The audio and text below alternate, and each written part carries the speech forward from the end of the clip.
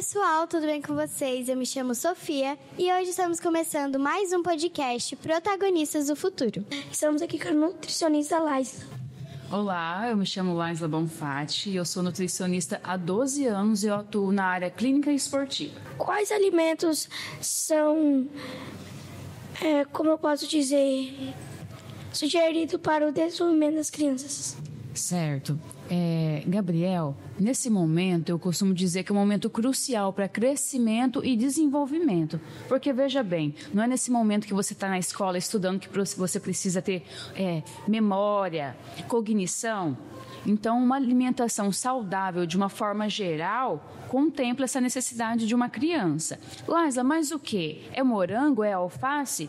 É o dia a dia como um todo. É ter um café da manhã reforçado, é ter verduras e legumes na hora do almoço, é ter uma fruta de manhã ou à tarde, é ter uma alimentação saudável à noite, no jantar, porque geralmente a gente chega da escola à tarde e aí o que a gente tende a comer? Os alimentos ultraprocessados, aquele hambúrguer de pacotinho, a lasanha congelada, concorda comigo? Um pote de sorvete. Não é que na nossa alimentação não possa ter isso, mas isso não pode ser a base, isso deve ser a nossa exceção, tá bom? Quais alimentos devem ser evitados pelas pessoas para manter a saúde em dia? Como eu falei anteriormente, os alimentos ultraprocessados. Por quê?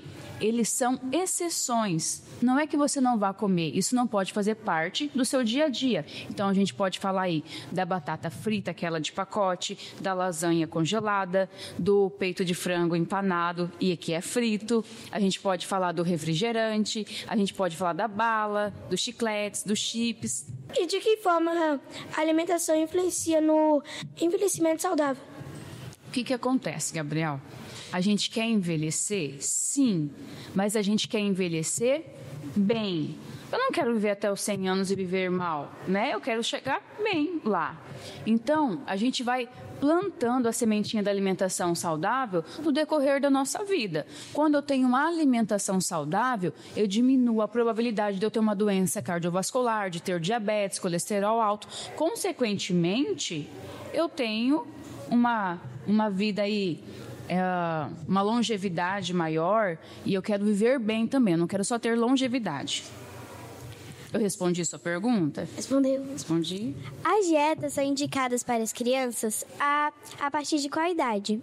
Quando eu falo dieta, a tradução da palavra dieta quer dizer dia a dia. Então, uma dieta não necessariamente ela vai ser saudável. Então, uma dieta saudável, a gente inicia ali desde quando a mãe começa a gestação. Na introdução alimentar, quando você faz 6 meses de vida.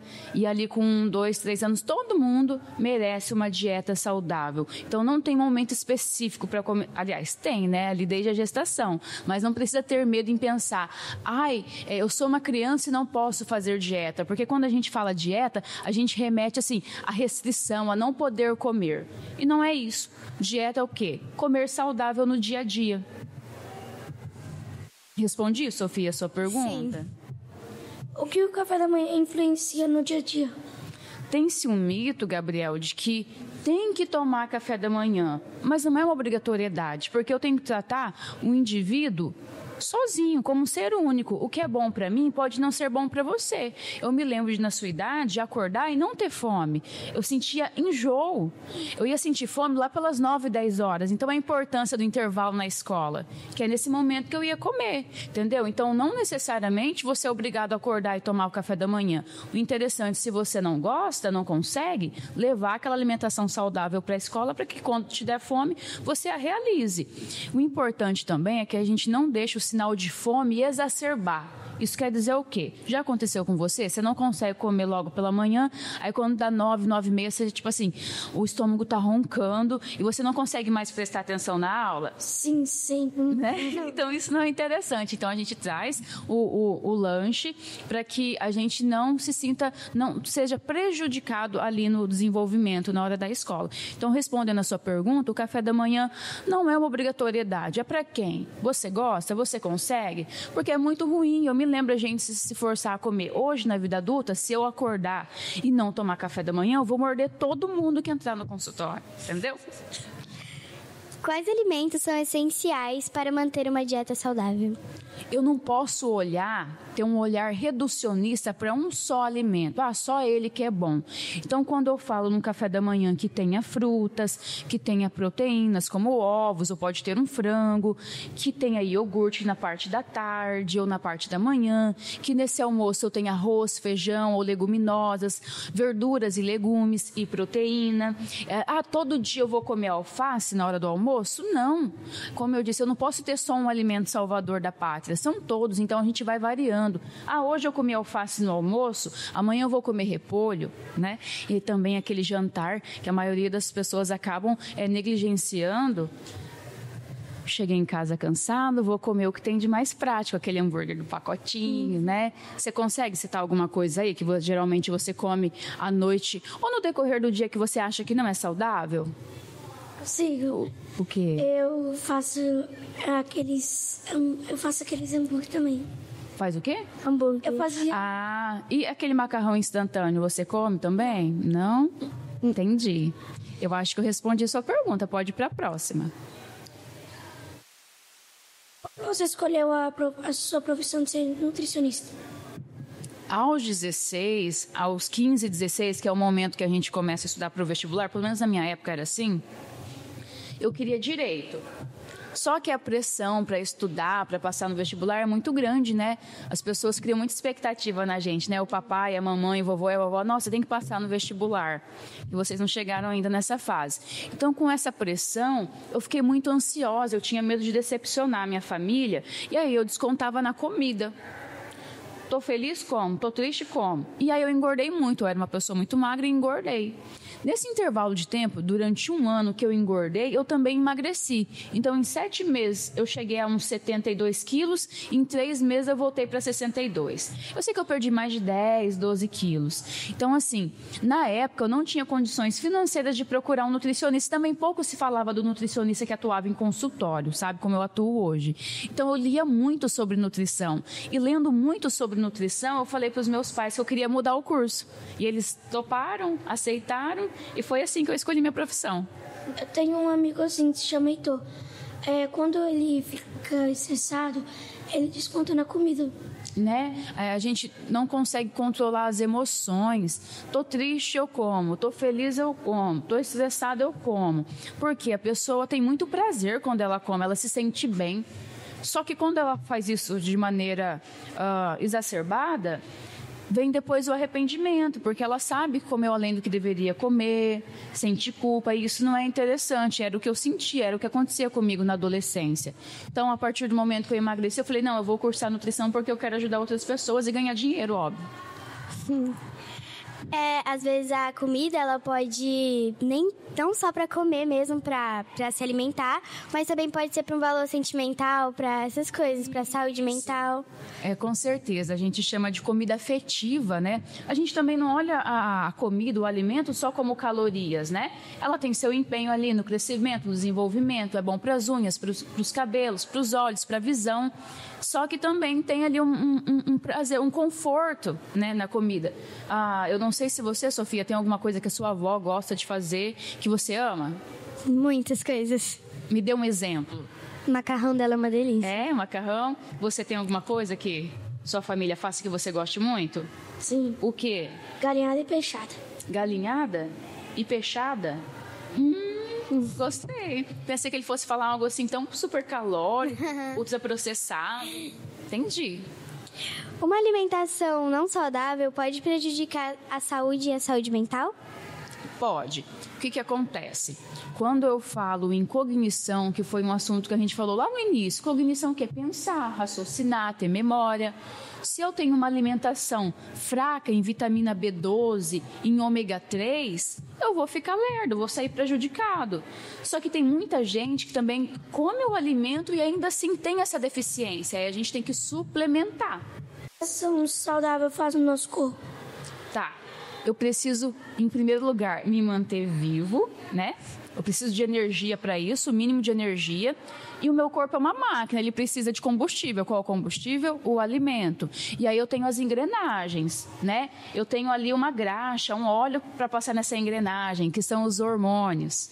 Então, sem alimentação saudável, nada disso é possível. Meu corpo não funciona. Eu falei em memória, eu falei em crescimento, em desenvolvimento, em locomoção. Se eu falo de leite e derivados, eu falo de ossos, movimento. Consegue compreender? Sim. Tá bom, então. Fale um pouco sobre alimentos ricos em carboidrato. Tá. Eu posso falar de um arroz, eu posso falar de uma mandioca, eu posso falar de pão, eu posso falar de tapioca, mas é muito importante que eu não use esse alimento que é rico em carboidrato como um vilão. Ele é rico em carboidrato? Ponto. Posso comer? Posso. Qual é a quantidade ideal para mim? Tá? Então, a gente não pode tratar ele como um vilão. Porque quando eu falo em alimento rico em carboidrato, dá a impressão assim, eu vou ter um excesso, ou eu não posso comer, ou aquele alimento é um vilão. Porque não existe um alimento específico que, de forma isolada, eu vá comer e vai emagrecer, ou eu vá comer e vai engordar. Tudo depende da quantidade. Bom, pessoal, esse foi nosso primeiro blog do podcast. Daqui a pouco voltamos com o segundo bloco. Tia Laisca, muito obrigada por esse podcast. Eu gostei muito de fazer o podcast com a senhora é muito explicativa. Você gostou? Disponha, pode me chamar sempre que você precisar.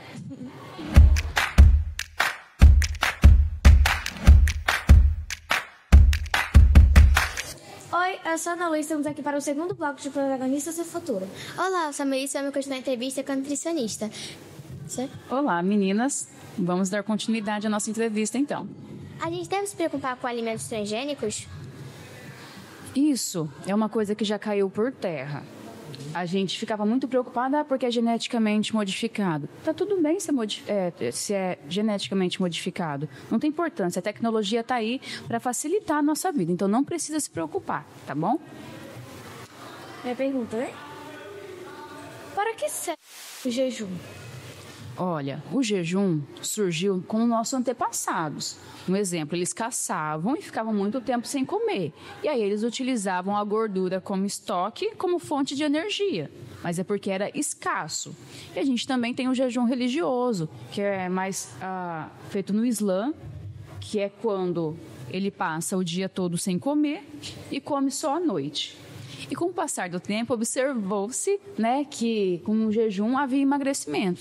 Então, na ciência, nós começamos a usar e estudar o jejum como uma forma de emagrecimento. É uma janela que o indivíduo passa sem se alimentar. Então, se ele deixa de comer, tem emagrecimento. Entretanto, porém, todavia, se quando ele for comer, ele comer alimentos ultraprocessados ricos em calorias, aí não vai ter adiantado de nada. Além de fazer o jejum, de passar aquele tempo sem se alimentar, eu preciso fazer uma alimentação boa, saudável na refeição seguinte. Consegue imaginar isso? Uhum. Ok.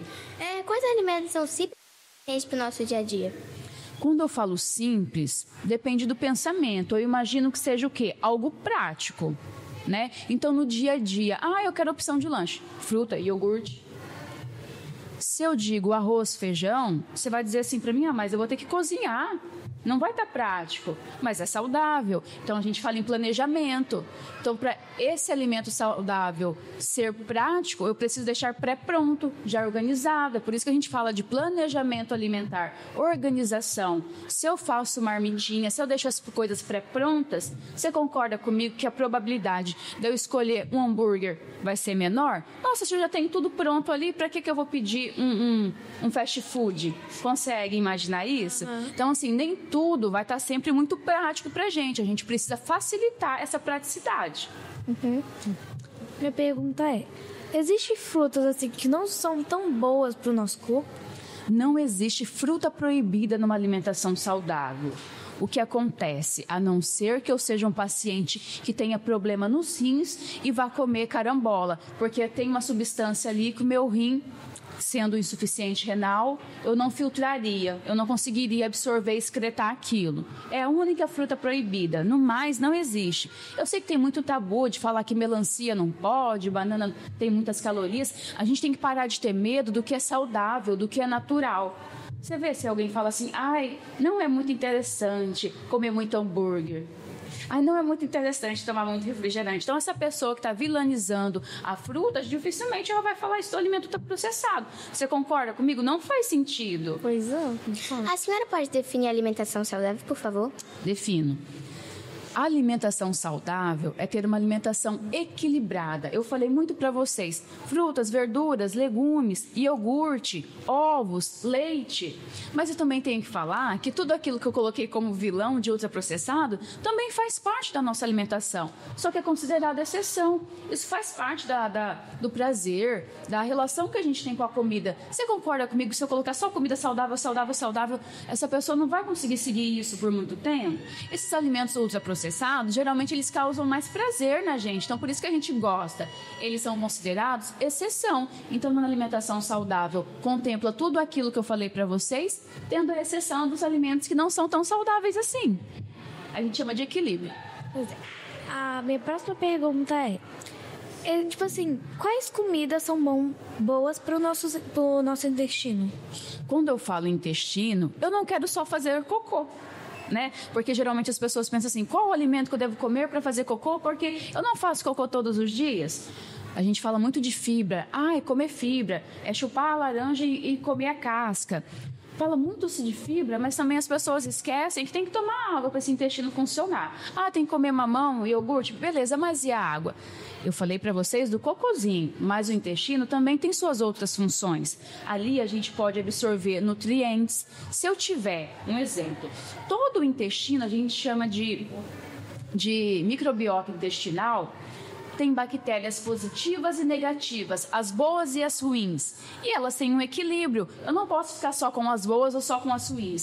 Se eu fico só com as ruins, a gente tem uma disbiose. É quando o intestino passa a não funcionar bem. Se eu tenho uma disbiose, isso atrapalha na produção de hormônios, na absorção de vitaminas. Então, o intestino não serve só para fazer cocô.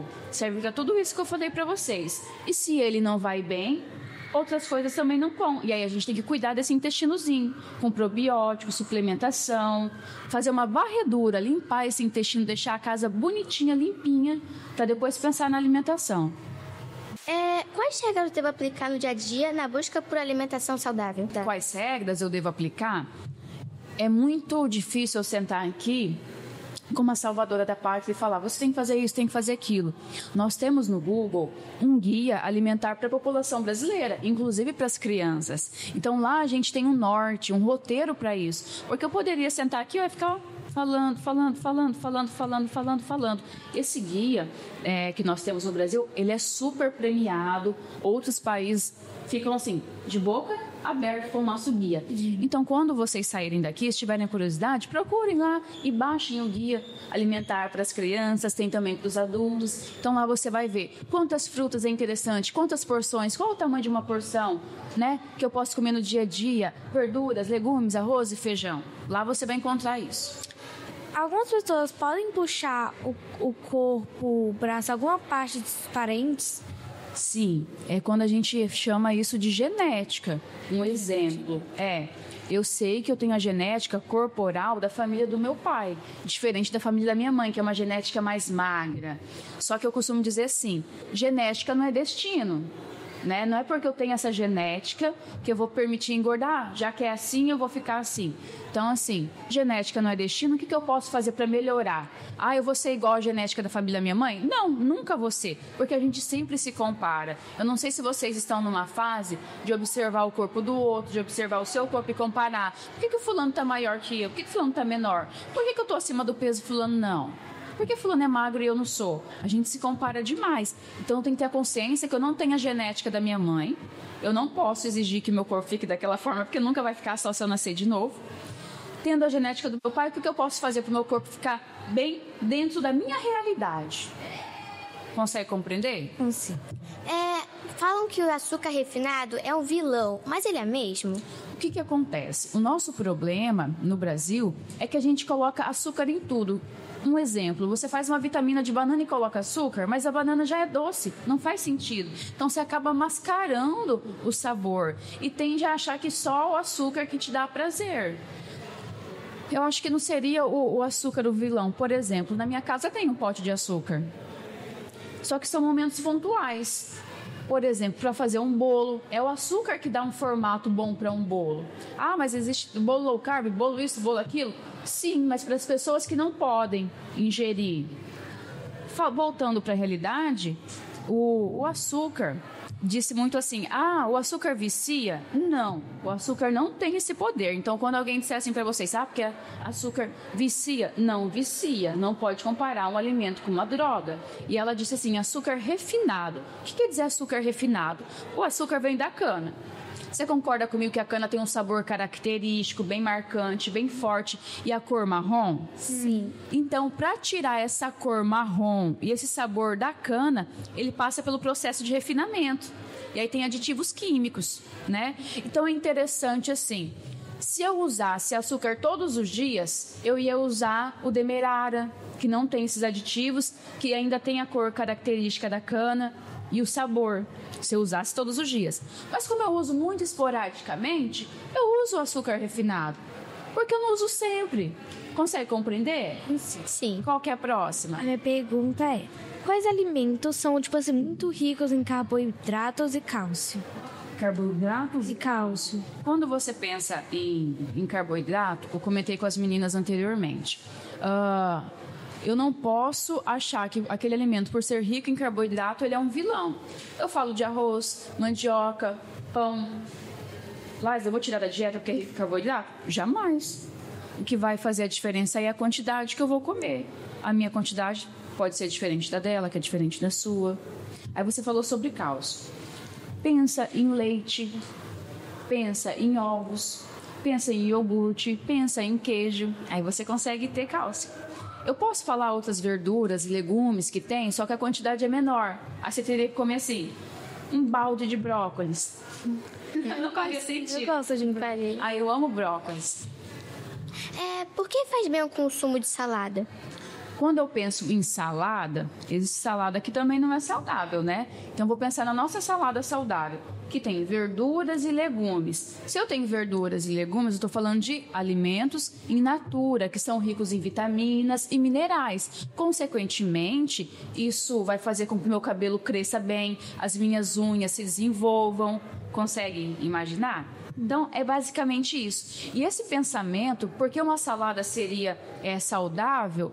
Porque é uma maneira até de facilitar que você consiga comer essa verdura, esse legume, porque tem muita gente que tem dificuldade. Então, se você faz um temperinho assim com iogurte e mostarda nessa salada, já fica mais atrativo. Aí você consegue ingerir essas verduras, esses legumes com facilidade. Então, tudo assim a gente tem como dar um jeitinho para se tornar mais atrativo. Principalmente na infância. Os pais, geralmente, não querem ter o trabalho de tornar aquele prato mais atrativo, né? Porque demanda tempo, tem que ter paciência. Mas é uma grande ressalva aí, principalmente, não sei como é a alimentação na casa de vocês, mas assim, é difícil todo mundo ter tempo para fazer a comida saudável todos os dias. Daí a importância de se planejar, já deixar a salada lavada para a semana toda. Imagina, seu pai te busca na escola, e você chega em casa, teu pai vai lavar alface? Né? Dificilmente a gente vai ter disposição para fazer isso todos os dias. Então, ter essa alface já acondicionada, higienizada lá na geladeira para a semana toda, já facilita a vida. Ter uma cenoura ralada no potinho, uma beterraba ralada, tudo isso facilita, né? Porque a todo tempo a gente tem o quê? O celular para pedir um fast food, né? Ou então a gente pede uma marmita, já uma marmitex pronta, que dificilmente vai vir uma variedade de salada. O que vai ter sempre? Alface, tomate. Foi só isso. Tem que variar. Hoje eu comi alface, amanhã eu vou comer o quê? Rúcula, repolho. Eu tenho que substituir por uma outra folha verde. Porque, como eu falei para vocês, não adianta só eu tratar um alimento como salvador ou endemonizar ele, né? Eu tenho que variar. Outra pergunta que eu tenho, assim, acho que é tipo uma dúvida. As pessoas, quando elas querem, tipo assim, emagrecer, só que elas não querem um nutricionista. Nutricionista? Isso. Deu um bug aqui. Tá. Nutricionista. Elas, tipo assim, Quais alimentos são boas para essas pessoas? O que acontece? Eu costumo dizer que um indivíduo, uma pessoa, ela consegue emagrecer sem o acompanhamento nutricional. Foi o que aconteceu comigo na minha época. Os meninos perguntaram por que eu escolhi nutrição, eu expliquei porque eu engordei, eu emagreci lendo, não tinha acesso ao nutricionista. Você consegue emagrecer sem acesso ao nutricionista. Só que o difícil é você, por exemplo, eu tenho o objetivo de ganho de massa muscular, ou eu sou um atleta, não tem como você fugir do nutricionista. Então, quando esse paciente não tem acesso, o que eu recomendo? Baixe o guia alimentar. Lá tem muita orientação. O raciocínio é bem simples. A gente sabe que emagrecimento não é só parar de comer ou fechar a boca. Mas assim, imagine. Estou enchendo isso aqui de água. Está transbordando. Eu estou com excesso. Assim é o seu corpo. Se eu estou com excesso de gordura, é porque eu estou colocando muito combustível, muita comida lá dentro. Então, o raciocínio simples primeiro vou diminuir a quantidade do que eu estou comendo. Segundo, vou melhorar a qualidade do que eu estou comendo. Poxa, na hora do lanche à tarde, eu como sempre um salgado frito. Vou começar a fazer sanduíche natural para a semana toda, deixar pronto e eu trago. Eu tenho uma opção saudável. E aí a pergunta era, como essa pessoa pode se beneficiar do emagrecimento sem o acompanhamento? Esse raciocínio simples que eu te falei e baixando o guia. O guia foi feito justamente para isso, né? E assim, do que é uma alimentação saudável, não necessariamente para emagrecimento, mas se a pessoa acompanhar o raciocínio do guia, ela consegue ter, consequentemente, um emagrecimento. Faz bem o consumo excessivo de carne?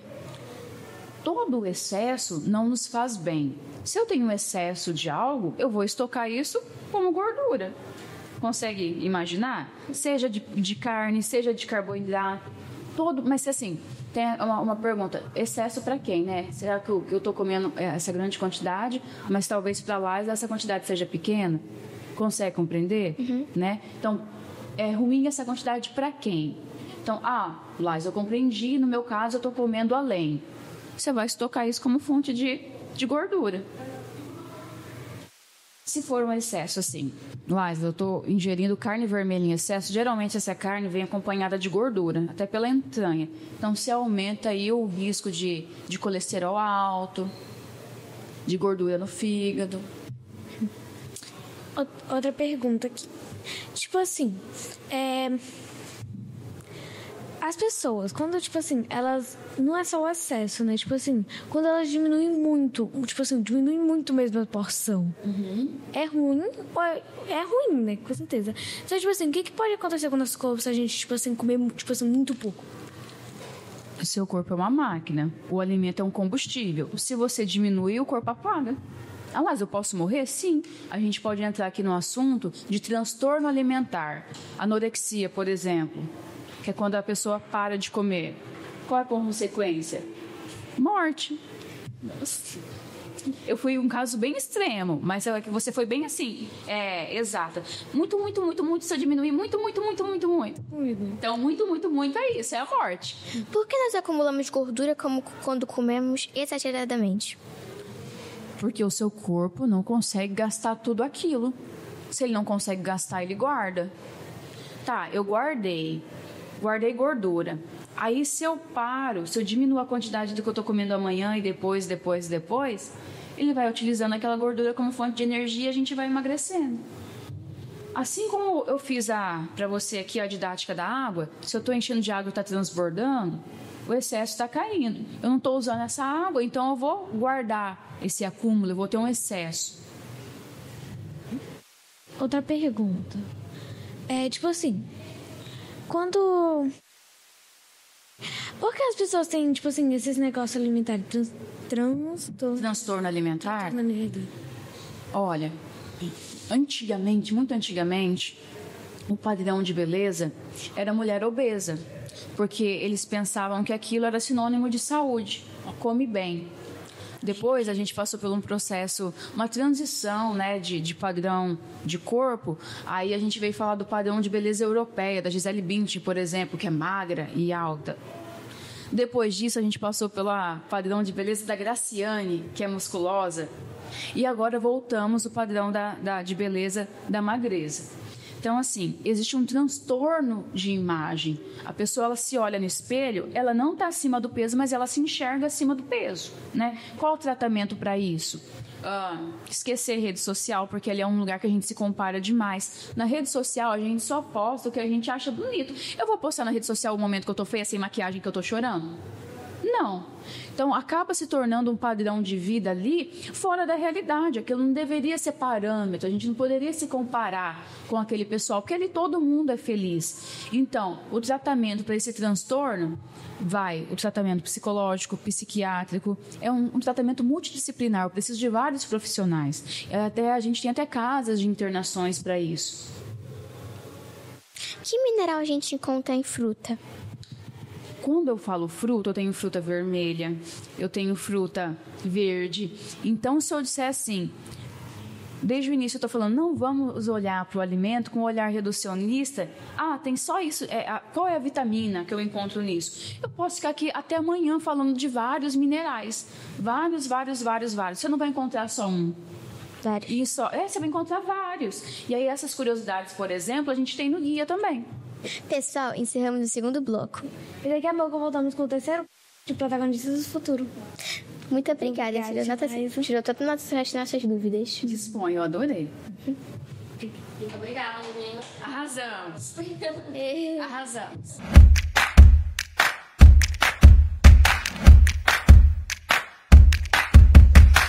Olá, meu nome é Moisés e estamos dando início ao terceiro bloco do podcast Protagonista do Futuro. Olá, meu nome é Sara e a gente vai continuar a entrevista com a nutricionista Laisla. A primeira pergunta é: quais erros os jovens costumam cometer ao tentar organizar a rotina alimentar? Eu posso falar sobre 1000 coisas para você. O que eu noto? Comprar suplementos sem necessidade, porque todos nós somos bem influenciáveis no que diz respeito à internet, né? E nem tudo que está ali é interessante para você. Suplementar vem de suprir, é quando algo falta. Como é que você sabe se está faltando algo? Né? Não faz sentido. Também coisas da moda, alimentos ultraprocessados que nem sempre são saudáveis. Eu chamo de falsos saudáveis, que geralmente vem aquele biscoito escrito fit, sabe? Que a gente não pode falar a marca. Então, assim, são falsos saudáveis. Também em relação a organizar a alimentação, que não tem muito a ver com isso, mas eu vejo que é um erro, a pessoa pensa assim: se eu ficar sem me alimentar, vai ser muito interessante, né? Porque eu vou emagrecer. Realmente, vai emagrecer. Mas não é interessante que você fique sem se alimentar. Porque além de emagrecer, eu quero ter qualidade de vida, né? Se eu deixo de comer, eu estou perdendo aí nutrientes. E outra coisa, gente, esse negócio de ficar muito tempo sem comer dá um mau hálito terrível. Terrível. Então, isso também é uma coisa que eu sempre pontuo. Não vá ficar muito tempo sem comer na ilusão de que, assim, vou fazer um jejum por conta própria e que vai dar certo. Muitas vezes, assim, você tem resultado, mas, né, acaba, assim, sendo desagradável também certas coisas. Próximo. Como é que o planejamento alimentar influencia no desempenho de um atleta? Se eu planejo a minha alimentação como um todo, não sendo atleta, a probabilidade de eu falhar na alimentação é reduzida. Você concorda comigo? Eu comentei com os meninos anteriormente. Se eu chego em casa, está tudo planejado, tudo porcionado, eu vou pedir iFood? Não faz sentido, a probabilidade, a chance de você errar diminui. E para um atleta é mais ainda, né? Não há chance para erro, não há brecha para erro, porque ele depende daquilo, ele tem que performar. A alimentação para ele e o exercício ali, aquele esporte, são primordiais. Então, se ele se planeja, não existe um atleta não se planejar. Ele não vai conseguir ser um atleta. A gente, assim, se consegue se virar, redes mortais, mas um atleta não. Não existe isso de um atleta não ter planejamento alimentar. Não existe. Veja bem, geralmente um atleta tende a comer mais. Como é que um atleta vai estar sentado aqui e vai encontrar uma lanchonete, uma grande quantidade de alimento saudável para ele? Não faz sentido, não vai ter essa possibilidade. Você concorda comigo? Então, assim, sem planejamento alimentar e a palavra atleta não condizem, elas não caminham juntas, não existe essa possibilidade. Isso. Quais suplementos mais comuns e quais riscos existem no uso sem a orientação? Um exemplo, os suplementos mais consumidos e que têm evidência científica, creatina e whey, ou seja, whey proteína. Pode ser não só do leite, mas também uma proteína vegetal. E também termogênico, porque o pessoal pensa assim, se eu tomar termogênico e se eu suar, eu vou emagrecer. Não, você está só desidratando. Você pode diminuir o peso, mas você não diminuiu gordura. Se você olhar um pré-treino ali, 2 cápsulas, tem 500 miligramas, 700 miligramas de cafeína. Vocês já viram reportagem? Nossa, um aluno da academia tomou pré-treino, teve um mal súbito, teve algo cardíaco. Não é uma brincadeira a cafeína. A gente suplementa a cafeína de maneira correta, de acordo com o seu peso, se você tem necessidade, se você toma café preto durante o dia. Um exemplo, eu, Laisla, sou sensível à cafeína. Eu tenho um probleminha ali genético que eu não metabolizo ela de forma rápida, é lenta. Então, se eu tomo um cafezinho pela manhã, à noite eu estou sambando ainda na Sapucaí, cheia de energia. Falei da cafeína que existe no pré-treino, que é um risco. Eu posso falar do whey. Qual seria o risco? Você está suplementando algo sem saber que você precisa, você pode estar tendo um superávit. A intenção é de emagrecer, você vai ganhar peso se você incluiu aquilo ali, a torta direito na sua alimentação. Quando eu penso em creatina, uma pessoa, por exemplo, que tem insuficiência renal e que está prejudicada, se ela tomar creatina sem o acompanhamento de um nutricionista ou médico, isso pode ser muito grave. Ela já é insuficiente renal, imagina. Próxima. Todo adolescente que pratica esporte precisa usar suplementos? Todo paciente que pratica esporte... Não, todo adolescente. Todo adolescente que pratica um esporte, não necessariamente. Suprir vem de quê? Quando algo falta. Suplemento vem de suprir, quando algo falta. Ele é praticante de um esporte, mas ele é um atleta? Não, ele é um simples praticante amador. Então, eu tenho pacientes que praticam e que não suplementam. E tenho pacientes que praticam e que suplementam. Geralmente, nesse caso, é mais para facilitar a vida. Isso. O que pode acontecer quando alguém treina em jejum sem orientação? Um exemplo, não é uma regra comer para treinar. Eu tenho que comer, Laisla, tenho que comer pelo menos um pouquinho para eu não ter tela preta durante o treino. Algumas pessoas, quando comem, se sentem muito mal, vomitam no treino. Então, eu chamo isso de individualidade biológica. Eu tenho que respeitar a maneira com que aquele alimento se apresenta naquele paciente, naquele indivíduo, da maneira que ele se comporta. O que é bom para mim pode não ser bom para você. Então, eu sempre pergunto para o paciente na consulta, você tem o hábito de comer antes do treino? A maioria diz que não e que assim se sente bem. Vou até pegar o gancho e falar de um mito. Eu preciso comer algo antes de treinar. Essa comida que você come 1 hora, 40 minutos antes do treino, ela não vai fazer você performar, treinar super bem. Ela só vai fazer com que você não tenha um apagão, que não fique fraquinho. Mas performar, não. O verdadeiro pré-treino é o que você comeu anteriormente e à noite. Esse é o verdadeiro pré-treino. Minha mãe, quando ela vai treinar, ela tinha o costume de não comer e ela sempre voltava tonta, passando mal. Passando mal. Aí agora ela tem o costume de comer antes de ir e não tem mais esse problema. Pelo menos uma fatia de pão ou uma banana. Quais são os principais erros cometidos pelos jovens que praticam esporte? O jovem que pratica esporte entra na mesma cadeia que a gente comentou anteriormente. Ele não é um atleta, né? Então, usar suplementos sem indicação e fazer a dieta do colega. Porque você é um ser único. O que é bom para mim pode não ser bom para você. Eu estou tocando nessa tecla aqui desde que eu cheguei. O que é bom para mim pode não ser bom para você. Então, geralmente, tende a suplementar sem necessidade, a fazer a dieta do amigo, a incluir suplementos assim que nem tem finalidade, que nem tem comprovação científica. Geralmente é isso. E aí eles ficam tão preocupados assim, com a suplementação que esquecem do mais importante, que é se hidratar. O atleta sofre muito com desidratação. É isso. E proteínas são realmente as mais importantes nesse processo? No processo de atleta? Isso. Eu não posso olhar para o alimento com um olhar reducionista e achar que é só aquilo que vai fazer. Muita gente acha assim, o que ela pensa? Bom, proteína, músculo, então tem que ter muita proteína para criar músculo. No cardápio, a maior quantidade vai ser de carboidrato nesse atleta e não de proteína. Uma pessoa de emagrecimento, a quantidade vai ser maior geralmente de proteína, porque dá saciedade. No atleta, não. Se você colocar muita proteína, você não vai ter tanto crescimento, você não vai ter crescimento, você vai jogar sua proteína fora. E geralmente o atleta tende a comer em várias refeições, né? Tem que ter um superávit. Então, se eu encho ele de proteína, você concorda comigo que ele vai ficar saciado e não vai conseguir fazer as refeições seguintes? Isso. Próxima. Como é que a alimentação ajuda no ganho de massa muscular? Eu não consigo falar de ganho de massa muscular sem primeiro pensar no estímulo, que é o exercício de força. Depois vem a alimentação, porque geralmente essa pessoa tem que comer muito e bem. Se ele não come bem, ele não tem ganho.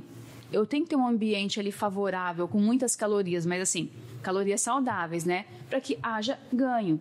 Depois eu penso que numa noite de sono bem dormida e num treino bem feito. Eu não consigo falar do ganho de massa muscular sem esses 4 pilares. Eu entendi que você perguntou da alimentação, mas de nada adianta eu ter uma alimentação boa, com superávit, se esses outros não estão alinhados.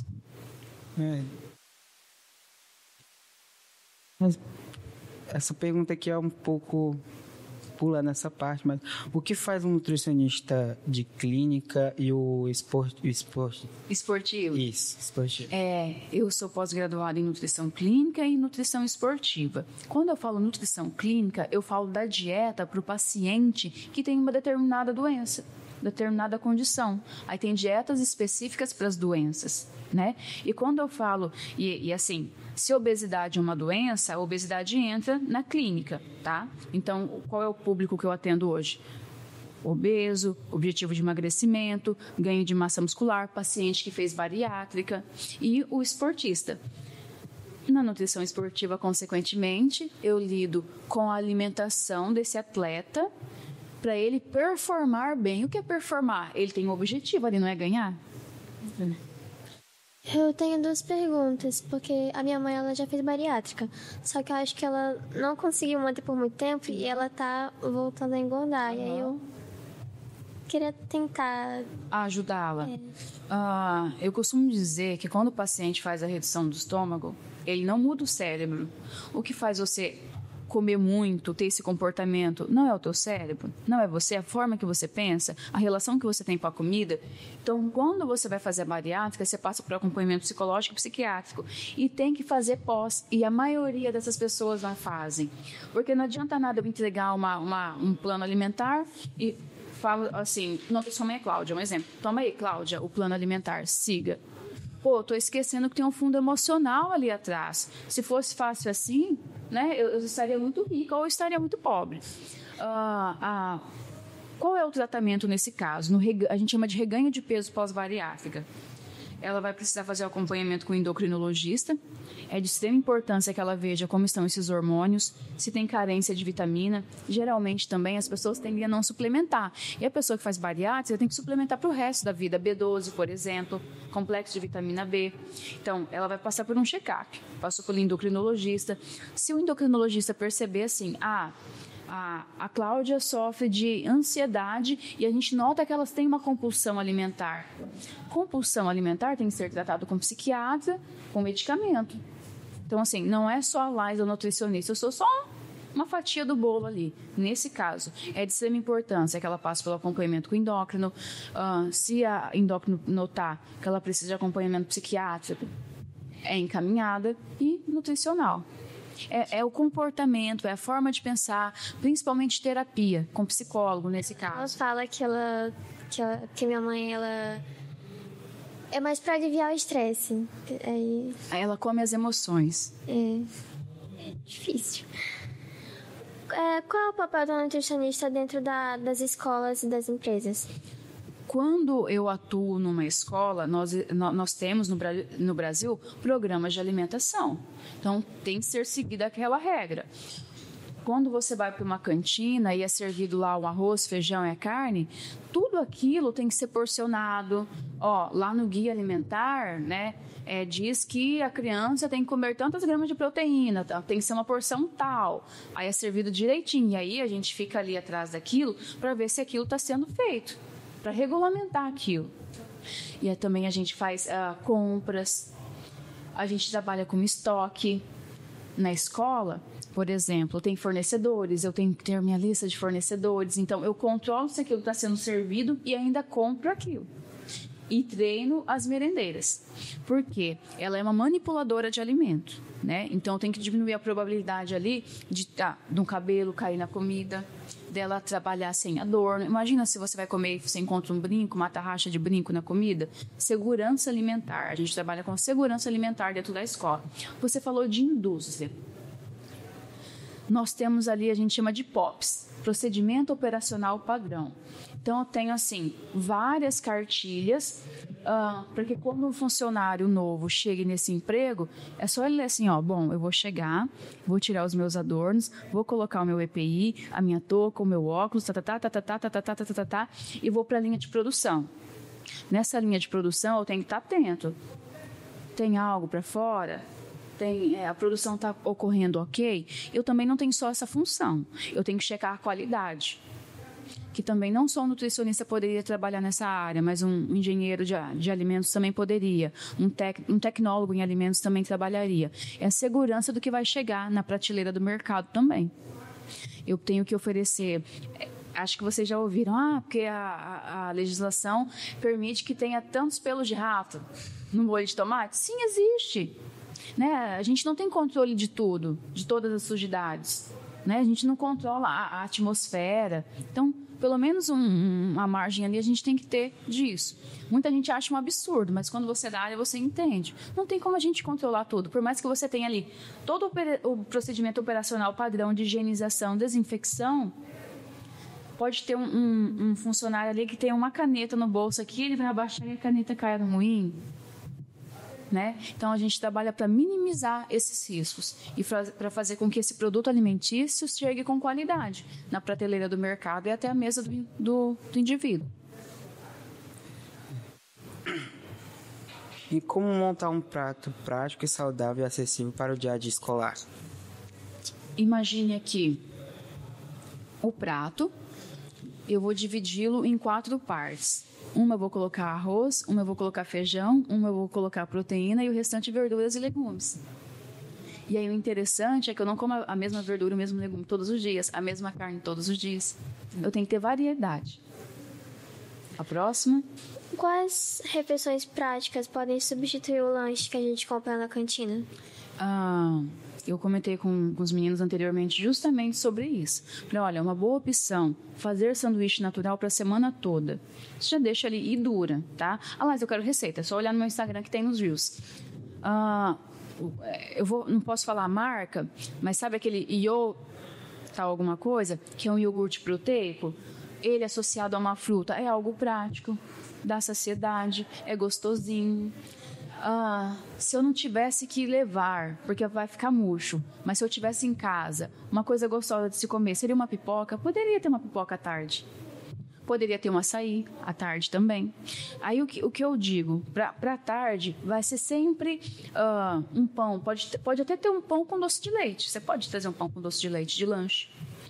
E aí vai ser sempre girar em torno disso. Pão com doce de leite, pão com geleia, iogurte com frutas, frutas isoladas, o iogurte mais proteico associado com fruta. Na praticidade é isso. Aí aquelas outras coisas que eu falei anteriormente, açaí, pipoca, já estivesse em casa. Mas são lanches assim, que são saudáveis, que geralmente a gente gosta. E que o pessoal, nossa, pode ter na dieta? Pode.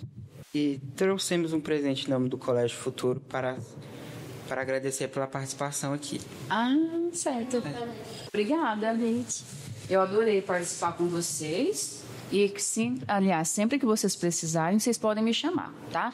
Eu tenho rede social. Laís, você falou tal coisa, eu não entendi. Tem como você tirar essa dúvida? Pode chamar que eu respondo. Tranquilo?